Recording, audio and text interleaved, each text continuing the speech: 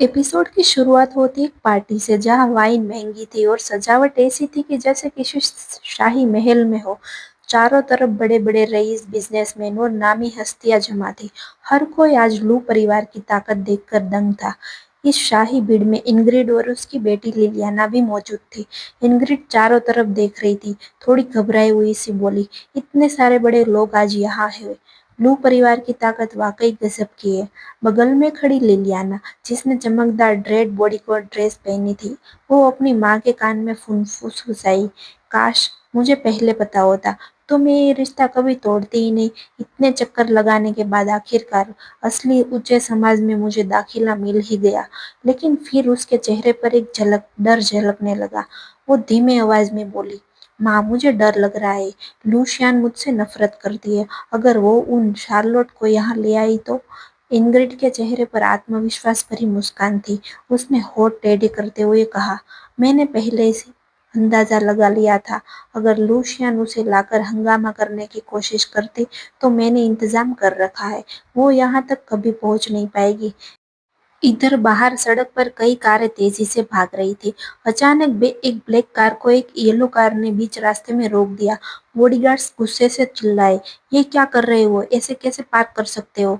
Black car में बैठा नौजवान ने माथे पर शिकन डालते हुए कहा, जल्दी करो, पीछा करो, मैडम की गाड़ी बहुत आगे निकल गई है। लेकिन येलो कार वाले जाने ही नहीं दे रहे थे। उल्टा चिल्लाने लगे, कैसे गाड़ी चला रहे हो, शराब पी रखी है क्या? बॉडीगार्ड बेचैन थे। बुरा हो गया, हम पीछा नहीं कर पाएंगे। इसी बीच शार्लोट की गाड़ी का रास्ता एक कार ने रोक लिया। दरवाजे खुले और दर्जनों गुंडे हाथों में लोहे की रोड और पाइप लिए बाहर निकले। साफ था ये पहले से घात लगाकर बैठे थे। शार्लेट ने साथ खड़ी सुन्नू से घबरा कर कहा, 36 चालों में सबसे बढ़िया चाल है भाग जाना। शार्लोट ने तुरंत टैक्सी का दरवाजा खोला और भाग निकली। पीछे से गुंडे चिल्लाए, पकड़ो उसे। वो आगे भागी, लेकिन अचानक रास्ता रोक लिया गया। एक ने धमकी दी, शार्लोट अब तुम बच नहीं सकती। तभी अचानक एक हुडी पहने नौजवान आया और उसने लीडर को डंडे से मार गिराया। शार्लोट का दिल और जोर से धड़कने लगा और बोली, ये कौन है? उस हुडी वाले लड़के ने उसका हाथ पकड़ा और बोला, भागो यहाँ से। आगे एक बाइक खड़ी थी, वो उस पर चढ़ा और हाथ बढ़ाकर बोला, जल्दी यहाँ पे बैठो। शार्लोट संकोच से बोली, तुम कौन हो, मेरी क्यों मदद कर रही हो? और फिर उसे कुछ याद आया और वो उसे पहचान गई। और शार्लेट बोली, ये तो तुम हो ना? ये कोई और नहीं, वही जांग होआ था जिसे सब बेवकूफ और नाकारा समझते थे। उसने बिना वक्त गवाए शार्लोट को बाइक पर खींच लिया और तेजी से निकल पड़ा। अगर मरना नहीं चाहती तो कसकर पकड़ लो। हवा में उड़ती बाइक पर उसकी आवाज गूंजी। उधर हॉल में एक अंदर एंगेजमेंट सेरेमनी पूरी जोश में थी। लू परिवार के लोग मेहमानों का स्वागत कर रहे थे, लेकिन ल्यूशियन बार बार फोन मिलाते हुए परेशान थी। एंगेजमेंट शुरू हो गई है। शार्लोट फोन क्यों नहीं उठा रही है? कहीं कुछ हुआ तो नहीं? इंग्रिड मन ही मन मुस्कुरा रही थी। शार्लेट, तुम्हें लगता है अपनी चालों से मुझे हरा पाओगी? तुम बहुत भोली हो। लेकिन तभी अचानक हॉल के बड़े दरवाजे जोर से खुले। सबकी नजरें उधर गई। इंग्रिड और लिलियाना की आंखों में मानो खून टपक रहा था। उन्होंने सोचा था कि शार्लेट यहाँ कभी नहीं पहुंच पाएगी, पर वो अब सबके सामने खड़ी थी। शार्लेट ने सीधे आवाज उठाई, मैं इस एंगेजमेंट का विरोध करती हूँ। पूरा हॉल जैसे सांस रोककर खड़ा रह गया। लिलियाना घबरा कर बोली, तुम यहाँ क्यों आई हो? तुम्हारा यहाँ कोई हक नहीं है। लेकिन शार्लेट बिना डरे आगे बढ़ी और कहा, हक? लिलियाना, अगर आज मैं सच सबके सामने ना रखूं तो ये हॉल सिर्फ झूठ और धोखे से ही भर जाएगा। सब हैरान थे। इंग्रिड ने बात संभालने की कोशिश की, प्लीज इस लड़की की बातों पर ध्यान मत दीजिए, बस तमाशा करना चाहती है। लेकिन ल्यूशियन बीच में आ गई और बोली, इतनी जल्दी क्यों है? अगर शार्लेट इतनी हिम्मत करके आई है तो सुनते हैं इसे इसके पास क्या कहना है। लू रुई ने लिलियाना का हाथ कसकर पकड़ लिया और बोला, शार्लेट, मैं सच में लिलियाना से प्यार करता हूँ, हमें मत अलग कीजिए। लिलियाना ने भी नकली आंसू भिगाकर कहा, दीदी मैं माँ बनने वाली हूँ, आप मुझे ऐसे क्यों बदनाम कर रही हो? भीड़ में हलचल मच गई। हर कोई लिलियाना के आंसुओं पर यकीन कर रहा था, लेकिन शार्लेट ने मुस्कुराते हुए एक रिपोर्ट सबके सामने रख दी, ये झूठ है। लू रुई, तुम्हारा बच्चा तो पहले ही अबॉर्ट कर दिया गया है, और हाँ, वो बच्चा तुम्हारा था ही नहीं। हॉल में सन्नाटा छा गया। उसने सबूत सीधे लू रुई के हाथ में दे दिया। ये ये हॉस्पिटल का अबॉर्शन एग्रीमेंट है, चाहो तो जांच लो। लिलियाना घबराकर कागज छीनने लगी। ये नकली है, दीदी मुझे फंसा रही है। सारा उनके पास आई और ताना मारते हुए कही, शार्लेट, मैंने कभी सोचा नहीं था कि तुम ऐसे निकलोगी। अपनी ही बहन को फंसाती हो, उस पर जुल्म करती हो। तुम्हें बहन कहलाने का कोई हक ही नहीं है। इतना कहकर सारा जानबूझकर उस ऊंची आवाज में सबके सामने शार्लोट को नीचा दिखाने लगी। तभी वहां खड़े कुछ लोग सारे की तारीफ करने लगे। वाह, ये तो बिल्कुल किसी सेलिब्रिटी जैसी लग रही है, कितनी करिश्माई है। पीले गाउन में खड़ी एक लड़की मुस्कुराकर बोली, तुम्हें सारा के बारे में पता नहीं है क्या? ये तो चिप ग्रुप की सेकंड यंग लेडी है, औरतों के हक के लिए चलने वाली एसोसिएशन की प्रेस। अब सबका ध्यान सारा पर चला गया। कोई बोला, अरे यही तो है वो चीज सारा, कितनी नेक दिल है, हमेशा चैरिटी और औरतों के लिए आवाज उठाती है। उसी समय नीले गाउन में खड़ी एक लड़की ने शार्लेट पर तंज कसते हुए कहा, इतनी साफ सुथरी और नेक दिल सी सारा तुम्हें डांट रही है और तुम अपनी बहन को बदनाम करने में लगी हो, बहुत बेशरम हो। वहीं खड़े एक लड़के ने भी हामी भरी, हाँ देखो उसकी बहन कैसे रो रही है, सच में शार्लेट बहुत गलत कर रही है।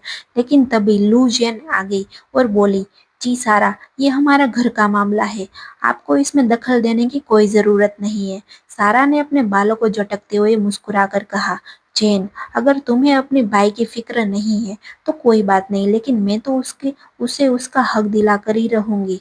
ये सुनकर लू जेन गुस्से से कांप उठी। उसने चिल्लाकर कहा, तुम? लेकिन शार्लेट ने उसका हाथ पकड़कर धीरे से कहा, प्लीज शांत रहो, इसे तो मैं संभाल लूंगी। शार्लेट आगे बढ़ी और सारा की आंखों में देखते हुए कही, मुझे पता है तुम मुझे पसंद नहीं करती, लेकिन इतनी नफरत की सच झूठ की परवाह किए बिना मुझे बदनाम करवाने आ गई हो, ये जरूरी है क्या? सारा तुरंत पलटी और ताने से बोली, तुम जैसी औरतें लू फैमिली के नाम पर कलंक हो। इतना कहकर सारा ने शार्लेट का हाथ पकड़कर जबरदस्ती खींचा और बोली, चलो तुम्हें आंटी के पास ले चलती हूँ, वो भी देख ले तुम्हारा असली चेहरा।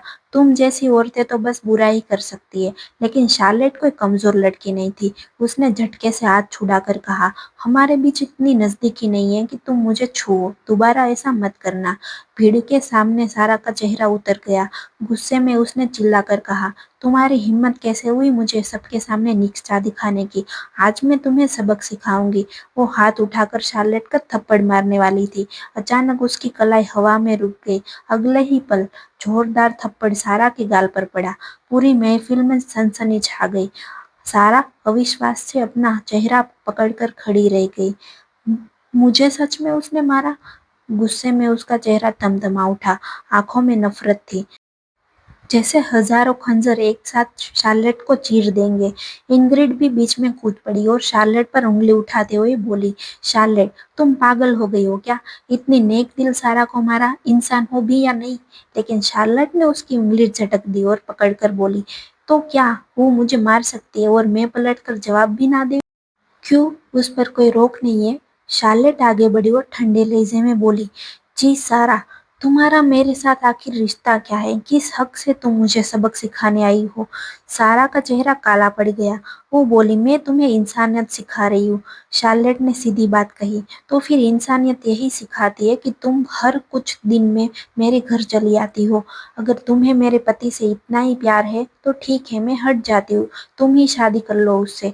ये सुनते ही वहां मौजूद सबके चेहरे पर हाव भाव बदल गए।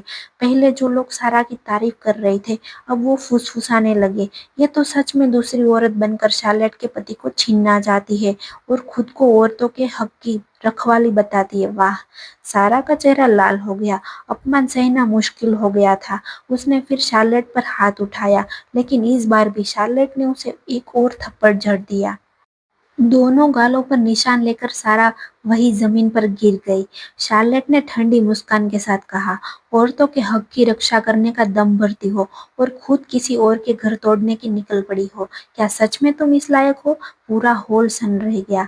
लोग फुसफुसा रहे थे, ये वही सारा है, हमें तो कभी शक भी नहीं हुआ।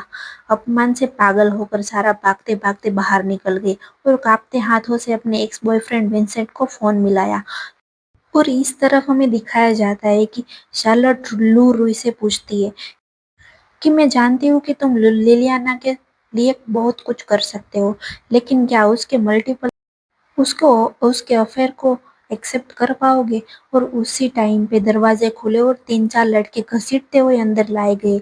उनमें एक रोता हुआ बोला, लिलियाना, मुझे बचाओ, तुमने मुझसे शादी का वादा किया था। दूसरा और भी बेहया निकला।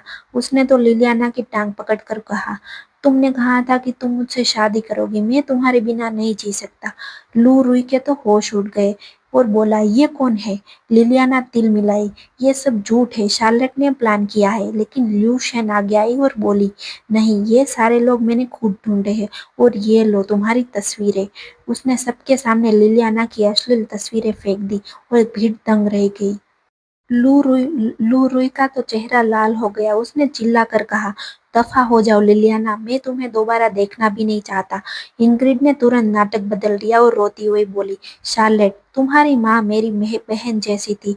उसके मरने के बाद मैंने तुम्हें अपनी बेटी की तरह पाला है। लेकिन शार्लोट का गुस्सा फट पड़ा।